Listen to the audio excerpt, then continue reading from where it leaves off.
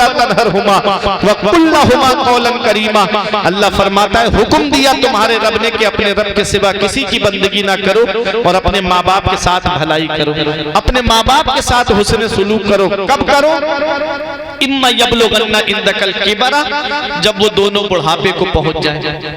जब माँ बाप बुढ़ापे को पहुंच जाए, कुरान कहता है उनके साथ भलाई करो, उनके साथ हुस्न सुलूक करो। कुरान क्या पैगाम दे रहा है? और किलाहुमा, या उनमें का कोई एक गुजर जाए और एक सलामत है तो अल्लाह तबारक व तआला कुरान में फरमाता है फला तकुल लहुमा उफ, तो उन्हें उफ तक मत कहो।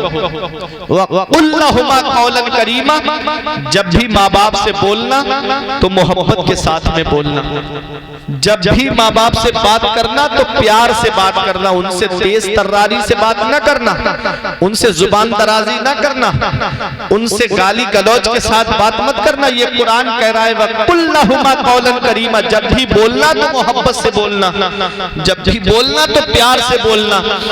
आज माँ बाप बुढ़ापे में पहुंच जाए, कोई बात पूछ ले बेटा कहाँ गए थे, तो बेटा जोर से बोल के कहता है क्या मुझे परेशान करते रहते हो, मेरे भी तो शौक अरमान है, मेरे भी तो दोस्त हैं, मैं उनके साथ घूमने गया था, क्या मुझे बार बार फोन करके बुला करके डिस्टर्ब करते रहते हो। आज जिस बाप का बोलना तुमको अच्छा नहीं लगता, आज जिस बाप का तुमको सवाल करना अच्छा नहीं लगता, एक दिन आएगा कोई तुमसे पूछने वाला नहीं होगा कि बेटा कहाँ गए थे, कोई सवाल करने वाला नहीं होगा कि मेरे लाल तुम कहाँ घूम रहे थे। मैं आपको अपनी बात बताता हूं, अभी चंद दिन पहले मेरे वालिद का इंतकाल हुआ है। उससे पहले जब मेरे वालिद हयात थे तो मैं जहां भी प्रोग्राम में जाता रोजाना मेरे पास फोन आना था, बेटा आज कहाँ पहुंचे, आज बेटा कहाँ पहुंचे, कब तक घर वापस आओगे। आज 3-3, 4-4 दिन हो जाते, कोई पूछने वाला नहीं है कि बेटा कहाँ पहुंचे। इसलिए माँ बाप जिंदा है तो कदर कर लो, माँ बाप हयात है तो उनकी खिदमत कर लो। न जिस दिन ये पेड़ आंगन से गिर गया ना, उस दिन साया तलाश करते फिरोगे, कोई साया देने वाला नहीं होगा। माँ बाप अल्लाह की इतनी बड़ी नेमत, शायर कहता है ऐ ज़िया माँ बाप के साए की ना कदरी न कर, ऐ ज़िया माँ बाप के साए की ना कदरी न कर, धूप काटेगी बहुत जब ये शजर गिर जाएगा। जिस दिन ये पेड़ गिर गया ना आंगन से, उस दिन बहुत धूप काटेगी जब ये शजर गिर जाएगा। इसलिए माँ बाप जिंदा है तो उनकी कदर कर लो, उनकी खिदमत कर लो। मौलाना रूम फरमाते हैं पहली मोहब्बत माँ बाप की है जो दुनिया में बदला मांगती है। अगर तुमने अपने माँ बाप के साथ भलाई की तो बुढ़ापे में तुम्हारी औलाद तुम्हारे साथ भलाई करेगी। अगर तुमने अपने माँ बाप के साथ भलाई नहीं की तो ये उम्मीद मत लगा के बैठना कि तेरी औलाद तेरा सहारा बन जाएगी। ये माँ बाप हैं, अल्लाह की इतनी बड़ी नेमत है। मदीने वाले मुस्तफ़ा इरशाद फरमाते हैं रिज़ाउल वालिद रिज़ाउल्लाह, बाप की रजा में अल्लाह की रजा है, बाप की नाराजगी में अल्लाह की नाराजगी है। आज ये मिलावट का दौर है, आज जिस दौर से हम गुजर रहे हैं हर चीज में आपको मिलावट मिलेगी। दूध में भी मिलावट है, पानी में भी मिलावट है, चीनी में भी मिलावट है, दालों में भी मिलावट है, मसालों में भी मिलावट है, मिर्चों में मिलावट, धनियों में मिलावट। मिलावट के दौर में हम जी रहे हैं, लेकिन इस मिलावटी दौर में सिर्फ एक मोहब्बत माँ बाप की है जिसमें कोई मिलावट नहीं होती। जो अपनी औलाद से सच्ची मोहब्बत करते हैं, जो अपनी औलाद से सच्चा प्यार करते हैं, बुढ़ापा क्या जवानी क्या ये बचपन बांट लेते हैं। न होकर दिल में गुंजाइश तो आंगन बांट लेते हैं। नहीं मंजूर हिस्से में किसी बेटे को अपनी माँ, मगर आपस में बूढ़ी माँ के कंगन बांट लेते हैं। ये वक्त ठुकरा देगा एक दिन मेरी सारी ये कुर्बानियां, दामने उम्मीद में फकत नाकामियां रह जाएंगी। शादियों के बाद बेटे तो अलग हो जाएंगे, लाएंगे, बाप के हाथों में फकत बैसाखियां रह जाएंगी। ऐ मेरे अजीजों, आज जिस तरह हम अपनी औलाद को सीने से लगा के रखते हैं, अपने बचपन को देखा करो, ऐसे हमारे माँ बाप ने भी हमको अपने सीने से लगा के रखा था। आप तो गांव में रहते हो ना, कभी आपको ये देखना हो कि बाप क्या है तो चले जाया करो शहर की तरफ। रात के 3-3 बजे ऑटो लेकर के रोड पे खड़ा है, जान हथेली पे रख करके। हमने पूछा एक रिक्शा चलाने वाले से बरेली शहर में कुतब खाने के लिए जब जा रहे थे, बुढ़ापे का आलम था, कहा चाचा आप इस हालत में भी रिक्शा चलाते हो, ऐसा क्यों, आप आराम क्यों नहीं करते? कहते बेटा अगर हम रिक्शा नहीं चलाएंगे तो बेटे की कॉलेज की फीस कहाँ से भरेंगे, बेटे के यूनिवर्सिटी की फीस कहाँ से भरेंगे?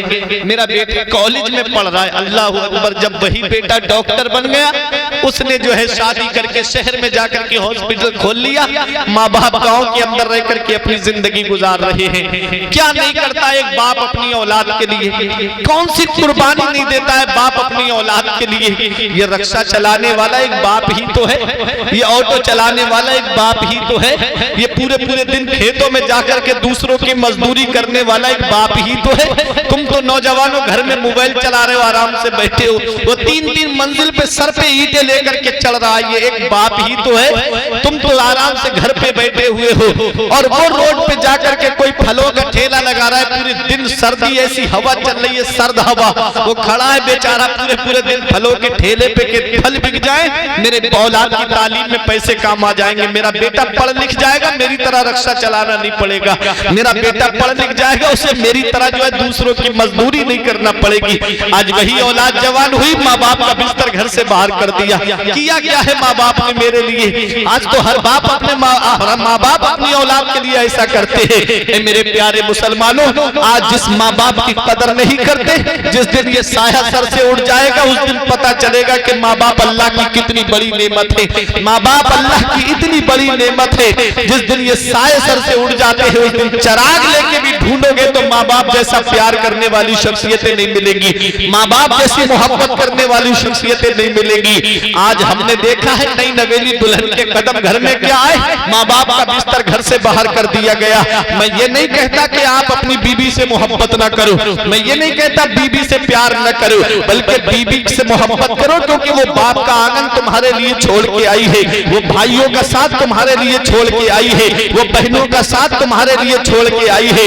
आप 10 दिन अपना घर छोड़ के मेरे घर पे नहीं रह सकते, वो पूरी जिंदगी तुम्हारे घर रहने के लिए आ गई है, सिर्फ एक निकाह के बंधन में बंध करके तुम्हारे घर पे पूरी जिंदगी गुजार रही है।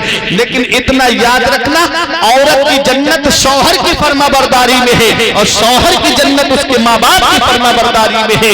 तुमको जन्नत में जाना है तो शौहर की फरमाबरदारी करनी पड़ेगी, और शौहर को जन्नत में जाना है तो माँ बाप की फरमाबरदारी करना पड़ेगी। और ऐ मेरी बहन, आज अगर तू अपनी सास की खिदमत करेगी तो एक दिन तुझे भी सास बनना है, तेरी बहू तेरी खिदमत करेगी। ये बदला है जो दुनिया में पलट के आता है। कुरान कहता है इन अहसनतुम ले अनफुसिकुम व इन असातुम फलहा। अगर तुम अच्छा करोगे तो अच्छाई तुम्हारे लिए है, और अगर बुरा करोगे तो इसका वबाल तुम्हारे ऊपर आना है। जिसको गांव में बोला जाता है जैसी करनी वैसी भरनी, जैसा अगर अच्छा करोगे तो अच्छे का अच्छा सिला मिलेगा, और अगर बुरा करोगे तो उसका बुराई से सिला मिलेगा, उसका बुराई से बदला मिलेगा। इसलिए ऐ मेरे नौजवानों में अर्ज ये कर रहा था कि अपने माँ बाप की खिदमत कर लो, उनकी फरमाबरदारी कर लो और अपना दाखिला जन्नत में करा लो। हज़रात, हम जिन बुजुर्गों के नाम पे आज बैठे हुए हैं, इन बुजुर्गों ने कैसे अपने माँ बाप की खिदमत की है, पूरी जिंदगी माँ बाप की खिदमत करते रहे और दुनिया वालों को भी यही पैगाम देते रहे, और माँ से इजाजत लेकर के आए कि अम्मी अब हम इस्लाम की खिदमत करना चाहते हैं, अपने हक माफ कर दो। माँ ने अपने हक माफ करके अपनी औलाद को भेजा है, तब जाकर के इस्लाम की खिदमत करने के लिए आए हैं। ऐ मेरे प्यारे मुसलमानों, मैं अर्ज ये कर रहा था, जो मैंने कुरान की आयत पढ़ी थी, अभी एक जुज रह गया है, वक़ुल लहुमा क़ौलन करीमा। माँ बाप के साथ जब भी बोलना तो मोहब्बत के साथ में बोलना। आगे रब फरमाता है वख़्फ़िद लहुमा ज़नाह ज़ुल्ल मिनर रहमा वक़ुल रब्बिरहमहुमा कमा रब्बयानी सगीरा, कि अपने माँ बाप के लिए मेहरबानी का बाजू बिछाओ और उनके लिए ऐसे दुआ करो, ए अल्लाह मेरे माँ बाप पे ऐसा रहम फरमा जैसा उन्होंने बचपन में मेरे ऊपर रहम किया था। ये दुआ किया करो माँ बाप के लिए। तो ऐ मेरे अजीजों, अगर चाहते हो कि औलाद औलाद बुढ़ापे में तुम्हारा सहारा बन जाए तो अपनी औलाद को या तो आलिम बनाना या हाफिज बनाना, क्योंकि औलाद जब आलिम या हाफिज होगी तो जानेगी कि कुरान में माँ बाप को सताने का कितना बड़ा गुनाह है। औलाद आलिम या हाफिज होगी तो वो जानेगी कि अगर मैं अपने माँ बाप को नाराज करूंगा तो अल्लाह मुझसे नाराज हो जाएगा।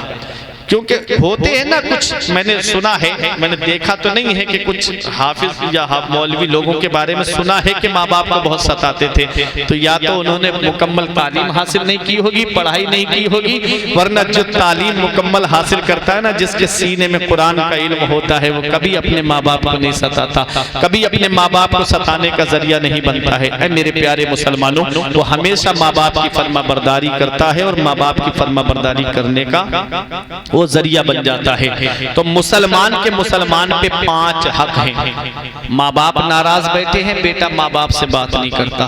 बुजुर्गों ने कहा है कि अगर माँ बाप के पैर पकड़ के भी राजी करना पड़े तब भी राजी करो, चाहे पैर पकड़ के राजी करना पड़े। कोई भी माँ बाप अपनी औलाद को सच्चे दिल से बद्दुआ नहीं देते। अगर उनसे आप माफी मांगेंगे वो माफ कर देंगे। वो माँ बाप का दिल बहुत नरम होता है, औलाद को कभी वो परेशान नहीं देखते, कभी औलाद को तकलीफ में नहीं देख पाते। वो पूरी जिंदगी औलाद के नाम जिन्होंने कर दी, वो क्या औलाद को बुढ़ापे में परेशान देखेंगे? हरगिज नहीं। उन्हें उस वक्त तुम्हारे सहारे की जरूरत होती है। जैसे बचपन में तुम चीजें मांगते थे कि अब्बा आज ये खाना है, कल वो खाना है, अब्बा चाहे दूसरों के घरों पे मजदूरी करता लेकिन ला करके तुमको रखता। एक बार माँ ने ये कह दिया गुर्बत के दौर में कि मेरे बच्चों को ईद पर नए कपड़े चाहिए। बाप ने कहीं से भी पैसे कमाए, मेहनत मजदूरी की, लेकिन ईद पर नए कपड़े पहनाए। आज तुम्हारे बच्चे सिवई खाएं, माँ बाप बच्चों का चेहरा देखें। ईद पर तुम्हारे बच्चे शॉपिंग मॉल से कपड़े खरीदें, बेहतरीन शोरूम से कपड़े खरीद के लाए, माँ बाप पुराने कपड़े पहन करके अल्लाह का शुक्र अदा करें। क्या इस दिन के लिए माँ बाप औलाद को जवान करते?